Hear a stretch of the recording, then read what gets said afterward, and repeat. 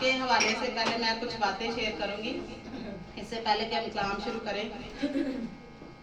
यहाँ तक पुलिस ने इतना प्लान तैयार किया हुआ था कि आज का जो मैसेज है ना वो ना हो, क्योंकि पिछले लास्ट वीक से जो तो घर के फर्द और चंदा और राशि भाई को खुदा बरकत दे, पिछले पूरे वीक से इनकी सर्विस चल रही है मेरे साथ, मंडे से लेके टिल रात सैटरडे तक ये मेरे साथ फोन पे थे हर रोज वादी कैसी तबीयत है। तो अबलीस का ये प्लान था कि आज मैं यहाँ पर प्रीच ना करता। पूरी उसने कोशिश की है कि मैं यहाँ पर ना खड़ी हूँ और जो भी आज खुदा ने मेरे दिल में डाला था वो ना सुना सकूं। लेकिन क्या हुआ, उसके प्लान सारे कैंसल है। हारा हुआ है तो भी क्या करता है, सिर्फ कोशिश करता है, कोशिश। और जो तो उस कोशिश को पूरा होने देते हैं वो उसके साथ शामिल हो जाते हैं। लेकिन जो उस कोशिश को रद्द करने की कोशिश में लग जाते हैं वो जीत जाते हैं। आमीन। तो आज खुदावन के फजल से खुदा के नाम को सारा इज्जत और जलाल के खुदा ने मुझे जोर दिया, मुझे कुव्वत दी कि मैं आज की असाइनमेंट को कर सकूं। आमीन। जैसे कि पास्टर साहब अक्सर कहते होते हैं कि ये तीसरा वीक है मेरा ये एक्सपीरियंस चल रहा है कि मैं कह रही थी, मैंने जब पूछा, मैंने कहा कलाम मैंने सुनाना है, तो कह रहे हैं हाँ जी आपने सुनाना है। तो मैंने कहा मेरे पास अभी कोई टॉपिक नहीं है, कैसे मतलब मैं इस चीज़ को करूँ। मैंने कहा चलिए दुआ करें, खुदा ईमान है कुछ अच्छा ही गाइड करेगा। तो संडे की रात को ही मंडे की मॉर्निंग थी, तो तबीयत मेरी थोड़ी अपसेट थी, तो मेडिसिन वगैरह खा के मैं रेस्ट करके उठी। तो अलिथिया भी पूरा वीक बड़ी जो सरवाइव किया, उसने भी मेरे साथ ही, दोनों को फीवर बहुत ज्यादा था।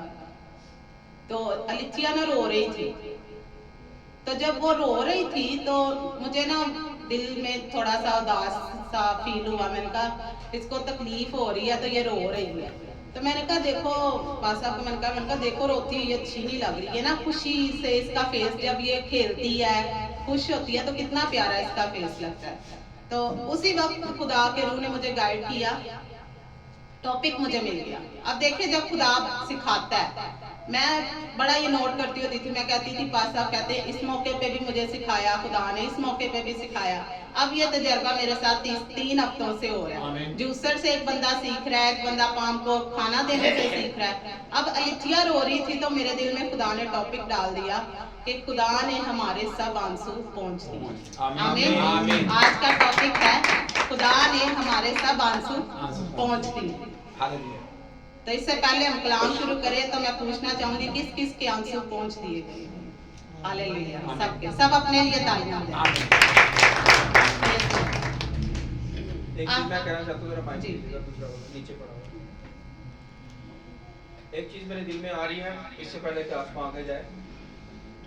देखो कोई अगर इस मेयार पे बेटी होगी तो हम उसको खड़ा करेंगे, ये मैंने नहीं सिखाया सर, ये खुदा का रूह डायरेक्ट सिखा रहा है। जो मेरी ड्यूटी आपको बताना कि ये सब बेटियां जो बैठी हुई हैं, हालेलुया, या भाई बैठे हुए हैं, अगर इस मेयार को पकड़ लेंगे तो मैं रोक नहीं सकता, हालेलुया, खुद ही आ जाएंगे।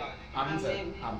तो पर वो खुद से उसका रास्ता हो खुदा के रूह के साथ, रूह से बात करता सर, फिर मुझे पता चल जाएगा कि रूह बात कर रहा है कि नहीं कर रहा। हालेलुया। तो फिर वो इस मेयार पे आ जाएगी, तो वो या आ जाएगा कि वो खुदा के जलाल के लिए बोले।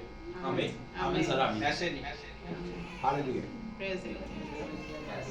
देखेंगे आज के खुदा ने हमारे आंसू कैसे पहुंच दिए। जब खुदा ने ये लिखा है, कलाम में ये लिखा हुआ है कि खुदा ने हमारे सब आंसू पहुंच दिए हैं, तो अब आज हम ये सीखेंगे कि कैसे पहुंच दिए। सबसे पहले हम गौर करेंगे कि आंसू की डेफिनेशन क्या है। आंसू क्या चीज है?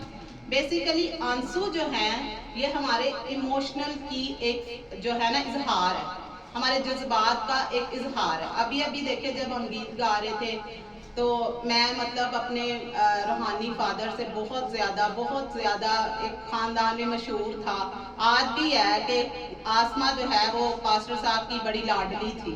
तो खुदा जो है ना वाकई ही लाड उठाने देता है जब कोई इस लायक हो। अब देखिए अगर यूहन्ना खुदा यीशु मसीह की गोद में लेट के सीख रहा है तो कुछ तो लेवल होगा, काश पे उस पर आए हैं। तो ऐसे नहीं है। तो वो खुदा जो है वो सारे लेवल्स को जानता है और वो उसका रिजल्ट होता है जो हमारी लाइफ में रिजल्ट आ रहा होता है ना। आज यहाँ पर अगर खुदा ने मुझे खड़ा कर दिया है तो खुदा ने पहले मुझे सिखाया है। खुदा ऐसे नहीं आगे लेके आएगा, बंदा इस लायक नहीं होगा मैटर पे, ऐसे नहीं। उसका फजल है कि वो कर दे, ये उसका फजल है, लेकिन कुछ ना कुछ उसके अंदर होगा तो रिजल्ट्स आएंगे, ऐसे नहीं।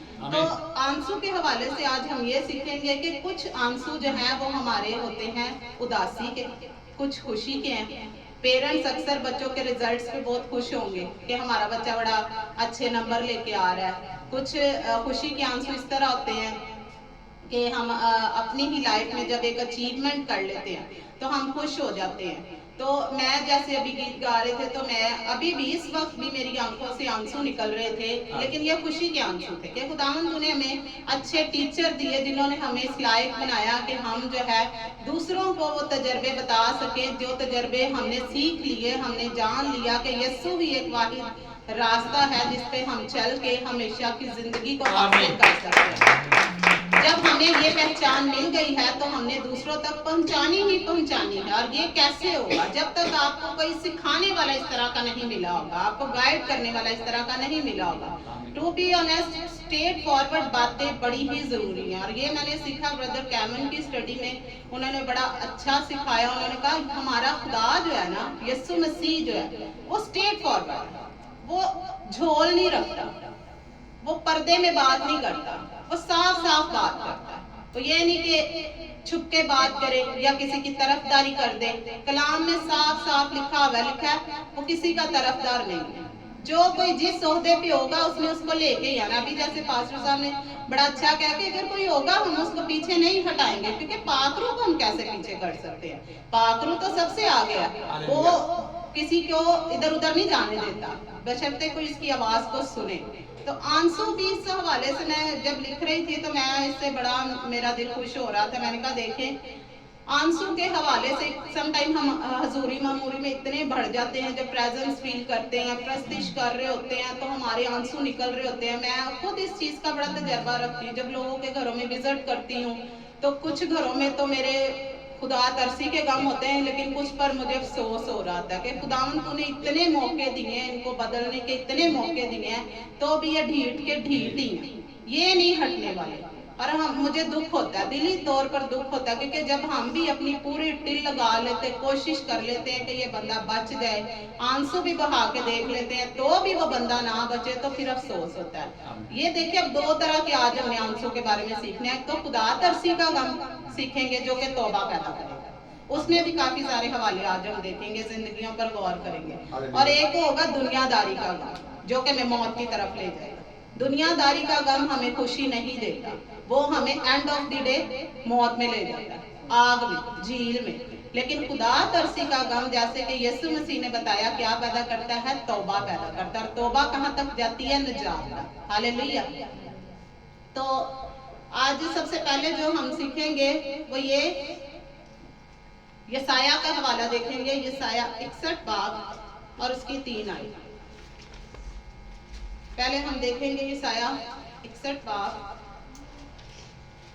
और उसकी 3 आयत। जैसे मैंने आपको बताया कि दुनियादारी का गम जो है ना वो आपको ले बैठेगा, वो आपको सेहत तंदुरुस्ती की तरफ नहीं लेके जाएगा, बल्कि वो आपकी भी जान का नुकसान करेगा।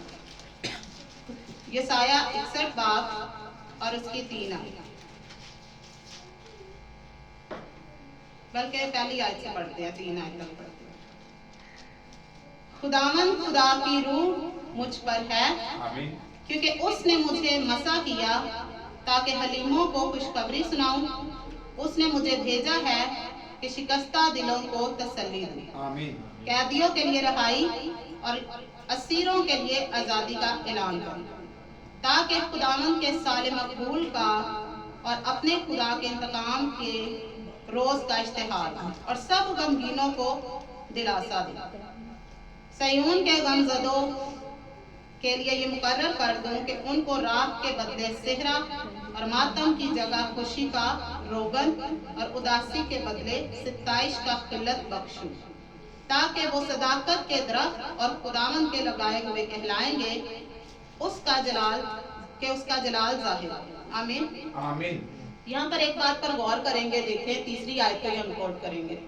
खुदा हमें कभी भी गम में नहीं देखना चाहता। क्या देखना चाहता है? खुदा तो हमारा खुशी और निजात का सबब है। अगर हम खुश रह सकते हैं तो सिर्फ खुदा में रह सकते हैं, अदरवाइज नहीं। आप जिंदगी में एक लग्जरी लाइफ भी स्पेंड करके देख लें, कुछ भी हासिल नहीं हो सकता, उसमें तसल्ली और इत्मीनान नहीं। दुनिया की ऐशो इशरत, आराम, अच्छा घर, गाड़ी, हर एक किचन का अच्छा बंदोबस्त आपको तसल्ली नहीं दे सकता। लेकिन खुदा में रहते हुए ऐसी भरपूरी, खुशी और मामूरी मिलती है जो कोई और नहीं दे सकता। इसलिए हमने इस बात पर गौर करना है कि खुदा हमें गम में नहीं देखना चाहता। लेकिन अगर ऑपोजिट साइड पे देखें, दूसरा रुख इसका देखें, तो वो गम में सिर्फ इस वजह से देखना चाहता है कि हम दूसरों के लिए निजात तक का मौका बना दें। जैसे यीशु मसीह ने गतसमनी बाग में देखे कैसे आंसू बहा बहा कर रो के दुआएं उठाई कि खुदावंद मैंने तेरा काम करना है। वो था खुदा तरसी का गम जो बथेरों के लिए मसलूब होने के बाद निजात का काम करना था। अदरवाइज वो हमें गम में नहीं देखना चाहता, वो हमें खुश और शादमान देखना चाहता है। अब देखें यहाँ पर यसाया के हवाले से भी खुदा सिखा रहा है कि वो राख के बदले क्या दे रहा है? सेहरा। अगर हम दुनिया में देखें तो दुनिया में हम जितनी मर्जी स्ट्रगल कर लें, लेकिन हमें इनाम उस तरह का नहीं मिलता। मैं अक्सर यही बताती हूँ बहनों को, भाइयों को, कि यहाँ पर आप इनाम की तवक्को ना करें। बहुत अच्छा काम करके भी ये ना सोचें कि हमें बहुत बड़ा इनाम मिलेगा। इनाम हमारा आगे है, यीशु मसीह के पास, जिसके लिए हम कुछ भी नहीं करते। क्या हम क्या करते हैं अपनी कुव्वत से? हम अपनी कुव्वत से कुछ कर सकते हैं? हम कुछ भी नहीं करते, तो भी वो हमें क्या करता है? अव्वल दर्जा देने की कुदरत रखता है। आज हमें जमा किया हुआ है, बहुत से लोग आज इकट्ठे नहीं हैं, लेकिन हम इकट्ठे हैं, तो ये यीशु का प्यार है। इसलिए हमें अपने दिल में दूसरों के लिए तौबा तक के गम को लेके आना है, ना कि दुनिया के गम को। दुनिया का गम देखें जब लगता है ना, मैंने देखा है इसमें, जो मैंने सीखा है कि अक्सर लोग जो है वो नशे में लग जाते हैं। दुनिया के गम को भुलाने के लिए नशा करना शुरू कर देते हैं, और वो नशा क्या करता है? उनको हलाकत। ये है दुनिया का गम। लेकिन खुदा तरसी का गम बड़ा प्यारा गम है। वो ऐसा है कि खानदानों की जो है वो बदल के रख देगा, सूरत बदल के रख देगा। मैंने दुआएं की, मैंने कहा खुदावन खानदान समेत जो है मैं आपके घर में आना चाहती हूँ। खुदा मैं अकेली नहीं आना चाहती, मैं चाहती हूँ मेरा पूरा घराना तेरे हजूर आए। और ये मैं दुआ करती होती थी। आज हमें इस बात की जरूरत है। ये खुदा तरसी का गम बेसिकली मैं समझती दुआ है। इस दर्द से दुआ की जाए कि खुदावन देखो, जब बर्थडे भी होती है हमारे खानदान में, एक नया कोई बंदा आता है तो कितना अच्छा लगता है। तो जब खुदा के खानदान में कोई नया बंदा आएगा तो वो कैसी खुशी होगी। उस खुशी को बरकरार रखने के लिए, उस खुशी को मुकम्मल करने के लिए आपको दुआ करनी पड़ेगी, जो कि हम भूल जाते, करते जरूर हैं पर कांस्टेंट नहीं कर पाते। लगातार खुदा हमारा यकसा तौर पर हमारे साथ चलता है। ये नहीं कि कल चला आज नहीं चलेगा, लेकिन हम क्यों भूल जाते हैं? हम दुआएं करना भूल जाते हैं, जो कि हमें नहीं भूलनी। हमें खानदानों के खानदान यीशु के खानदान में शामिल करने हैं, और वो दुआओं से होगा। हालेलुया।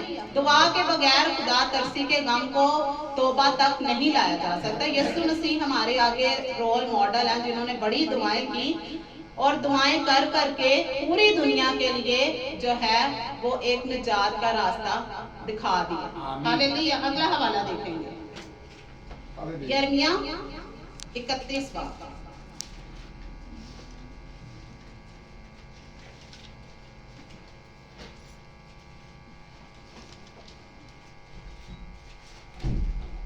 यिर्मयाह 31 बाब और उसकी 9 आयत।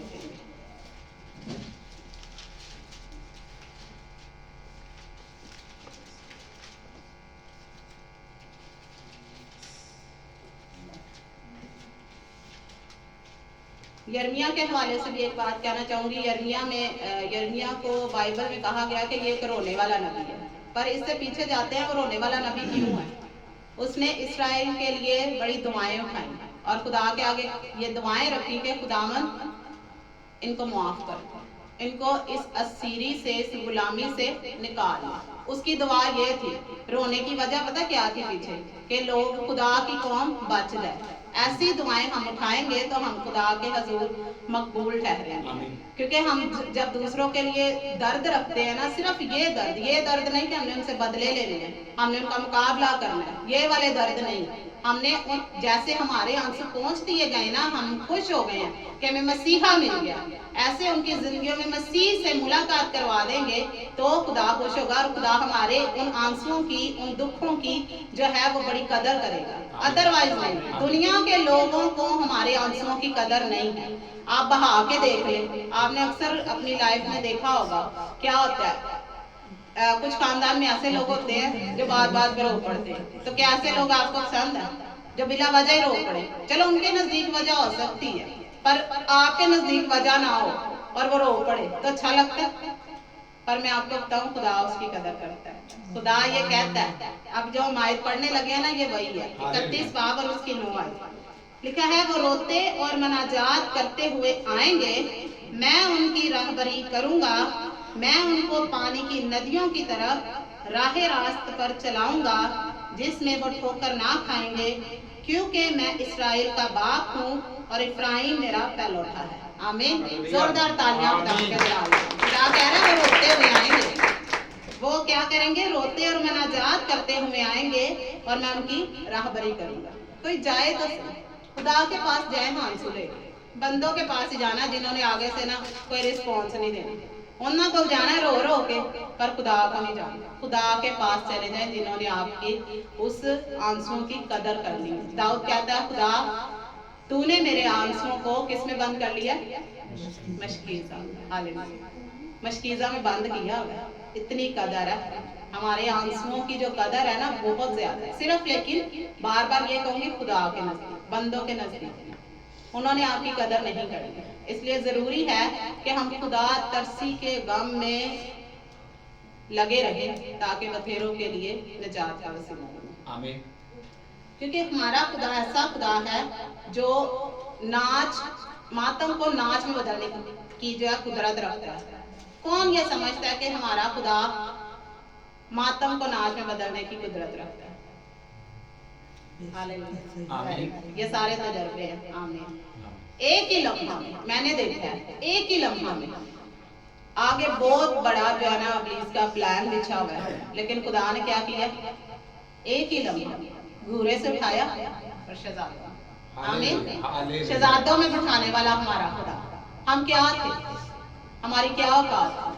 कुछ रेत के जर्रे की क्या औकात है? कुछ भी नहीं। लेकिन जब खुदावन के नजदीक हमारी कदर हो जाती है तो हम खुदा के घर में जिंदा पत्थर लग जाते हैं। ये है खुदा हमारा जो मातम को नाच में बदलने की कुदरत रखता है। और दूसरी बात ये, जैसे हम देखें, हम जाते हैं जॉब पे 1 महीना, तो हम क्या करते हैं? सुबह सुबह उठना पड़ता है, बड़ा मुश्किल लगता है, क्या आसान लगता है? मुश्किल है। लेकिन पूरा महीना जब हम रोते हुए भी जाते हैं, मजबूरी से भी जाते हैं, तो जब एंड ऑफ द डे हमें सैलरी मिलती है तो कैसा लगता है? खुशी, बैलेंस, सारे पिछले आंसू खत्म, क्योंकि सैलरी हाथ में आ जाती है। आमीन। तो हमने खुदा के काम को भी इसी तरह करना है। इसमें रोना तो है ही डेफिनेटली, खुदा तरसी वाला, लेकिन ये नहीं कि हम लोगों के घरों में विजिट करने जा रहे तो हम बड़े ही उदासी से जाए, अच्छा आज फिर विजिट करना पैना, उसका कोई रिजल्ट नहीं आना, मैं आपको साफ बता रही हूँ। और हर्डल्स भी बढ़ जाएंगे, रुकावटें बढ़ जाएंगी। लेकिन जब हम खुशी से जाएंगे तो रुकावटें खत्म। आप सबको पता है, लास्ट संडे जब हम गए हैं, फिनरल पे गए हैं, तो मेरा जिस्म इजाजत नहीं दे रहा था। रात में इतनी तकलीफ में रही हूँ। लास्ट संडे मुझे ऐसे लग रहा था जैसे सारी सर्दी आ रही है, इस कदर मेरी तबीयत खराब थी। लेकिन मैंने कहा नहीं, और चंदा मुझे कह रही बाजी आपकी तबीयत सही नहीं है। आप, मैंने कहा नहीं, खुदा कह रहा जाना है, तबीयत भावे होए सही पाए ना, जाना जरूर है, क्योंकि कुव्वत उसने दे। तो अगर मैं पहले लाचारी में आ जाऊँ, पहले कमजोरी में आ जाऊँ, तो खुदा काम नहीं करेगा। इसलिए आपने इस बात का ख्याल रखना है, अगर आप चाहते हैं कि आपकी जिंदगी के तमाम आंसू पहुंचे रहे, कभी आंसू ना देखे, तो खुदा के लिए काम करना शुरू कर दे। हमने किया, रोते हुए भी, हंसते हुए भी, लेकिन अब ये समझ आ गई है कि हम रोते हुए नहीं जाएंगे बल्कि खुशी से जाएंगे, ताकि रिजल्ट भी इसका खुशी से आए। आस्था की जिंदगी पे जब हम गौर करते हैं, देखें मलका है, लेकिन अपनी कौम के लिए क्या दर्द रखते हैं, बादशाह के आगे जा रही है और रो रही है, रोजा रखा है कि जो लोग हैं वो रहाई पाए। अब देखिए, आपने बाइबल में अपने सारे जो कैटेगरीज है ना, सारे लीडर्स को गौर करना है कि उनकी जिंदगियों में कैसे गम थे। उनकी जिंदगियों में खुदा तरसी के गम थे या अपनी ऐश इशरत के गम थे। दाऊद देख ले ज़बूरों में कितना जबरदस्त बयान करता है, मुसीबत में, परेशानी में वो कहते हैं खुदा तू ही मेरा सहारा, तेरे अलावा और कोई है ही नहीं। आस्तर को भी पता है कि मैं जाऊंगी खुदा के आगे तो कौम बच जाएगी। बादशाह तो एक अंदर दरमियान में वसीला है ना, जिसने इनको रहा करना है या उनको छोड़ना है, लेकिन उसे पता है कि मेन जो दरवाजा है वो यीशु मसीह है। और उन पैटर्न्स को आपने पकड़ना। जब भी आप अपनी लाइफ में किसी मुश्किल में पड़ते हैं तो बाइबल में सीखा करें, नहीं समझ आ रही होती पूछ लिया करें कि ये हमारी लाइफ में ये स्टेप आया तो इसको हम कैसे हल करें। हमने पूछा, हमने अपने टीचर का सर खाया होता था, ये ऐसे क्यों है, ये ऐसे क्यों है, और आज आपके सामने हमें, मुझे अब कैसे पता चलेगा कि आस्तर की लाइफ में खुदा तरसी का गम है था कि नहीं था। रूथ की लाइफ में था। देखिए वो कह रही अपनी सास को, नयोमी को कह रही है जहां तू जाएगी वहां ही मैंने जाना। हालांकि दूसरी जो उसकी जेठानी है उसने क्या, ठीक है मैं, मेरे शोहर की डेथ हो गई है तो ठीक है मैं अपने रिश्ते नातों में जा रही हूँ, लेकिन रूथ को पता था। रूथ देख ले, कह रही नहीं, जहां तू जाएगी, जो तेरा खानदान वो मेरा खानदान, जो तेरा घराना वो मेरा घराना। ये है खुदा के लोग जो खुदा को पहले दर्जा देते, अपनी ऐशो इशरत को नहीं। लेकिन आज जब हम अपनी ऐशो इशरत को देते हैं, यकीन करें नहीं मिलता, वो भी नहीं मिलता और खुदा का काम भी रुका होता। हालेलुया, आमीन। आगे हवाला निकालेंगे नहमिया 8 बाब और 9 से 10 आयत। अब देखें खुदा हमें क्या देना चाहता है। खुदा हमें गम नहीं देना चाहता, खुदा हमें बड़ी प्यारी चीजें देना चाहता है। ये नहमिया से हम सीखेंगे, नहमिया 8 बाब और उसकी 9 से 10 आयत।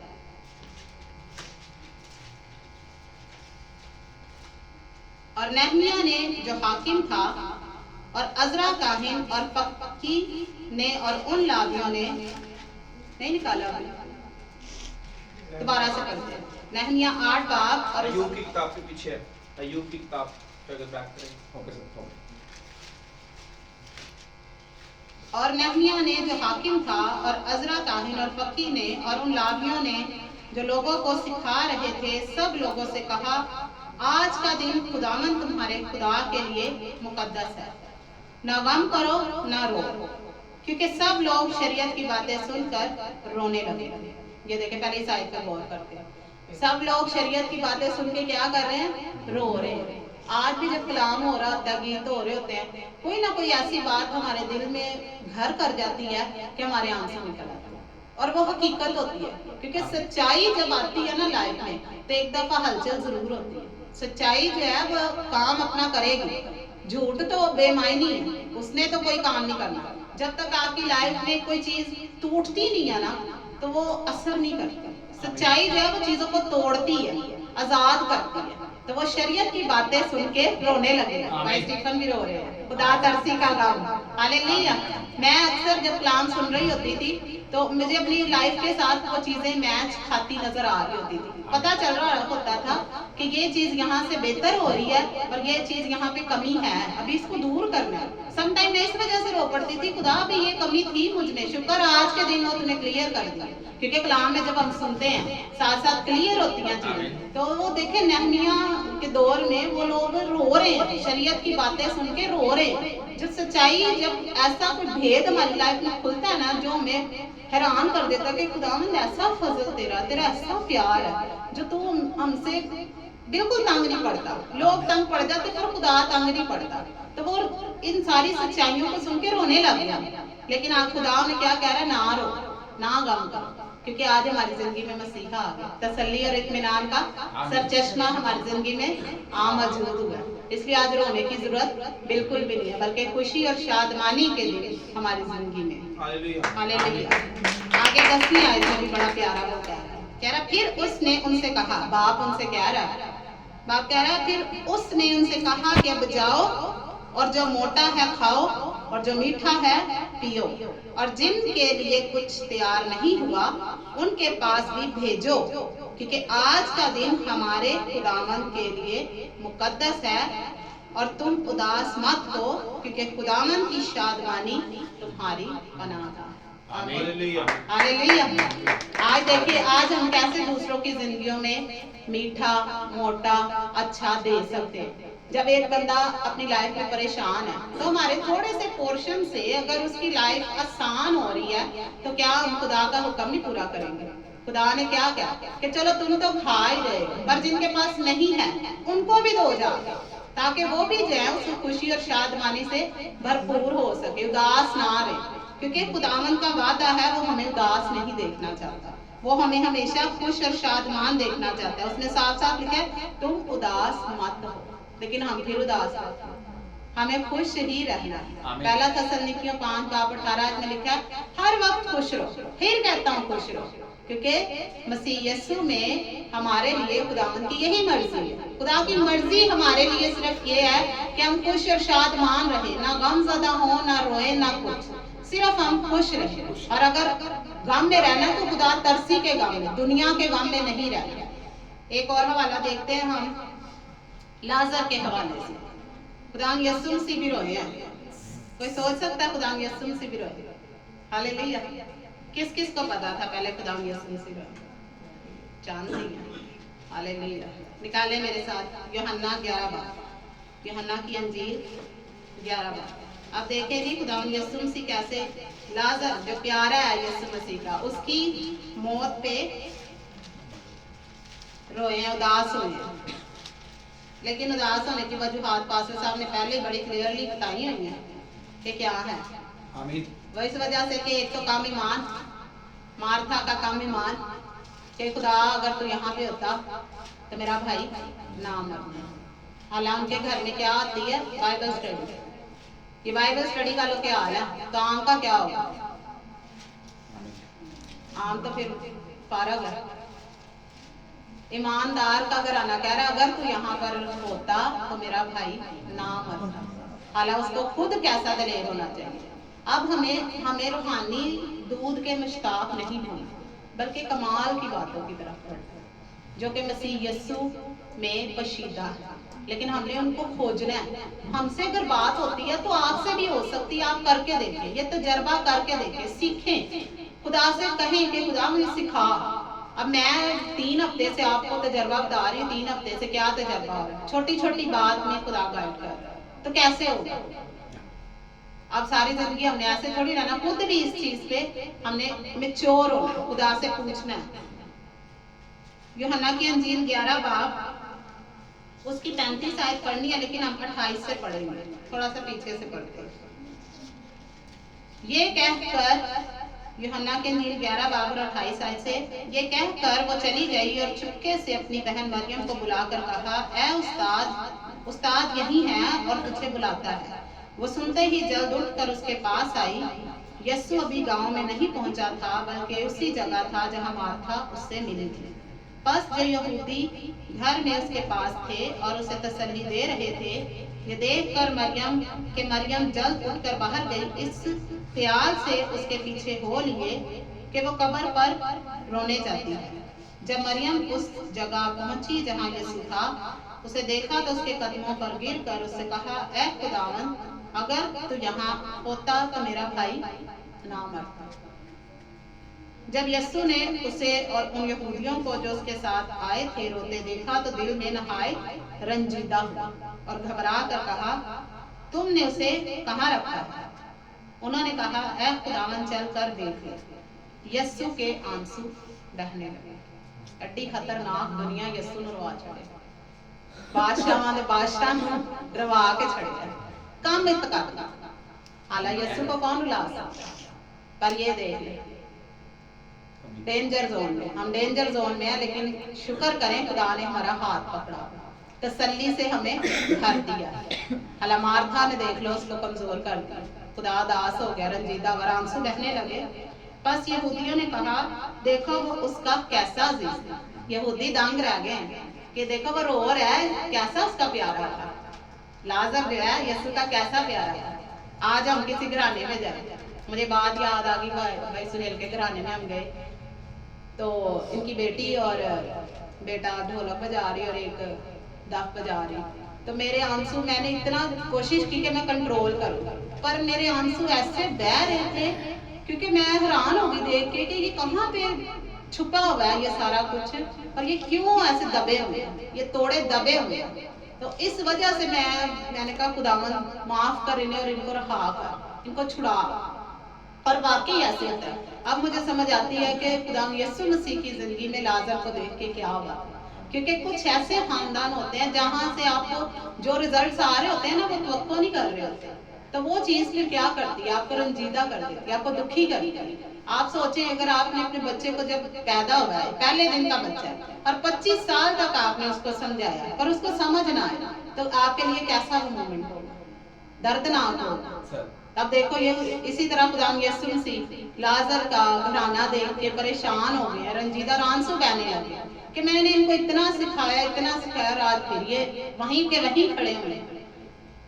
तो ऐसे हमने नहीं करना, हमने खुदा तरसी के गम को रखना है, ना कि दुनिया के गम को। दुनिया को खुश करने में ना लगना, उसको आप खुश नहीं कर सकते। खुदा का बंदा पौलुस रसूल कहता है कि अगर हम दुनिया को खुश करते तो हम तेरे लोग ना कहलाते, तेरे बंदे ना होते। हालेलुया। हालेलुया। आखिरी हवाला देखेंगे ज़बूर में से, ज़बूर 94 निकालेगा।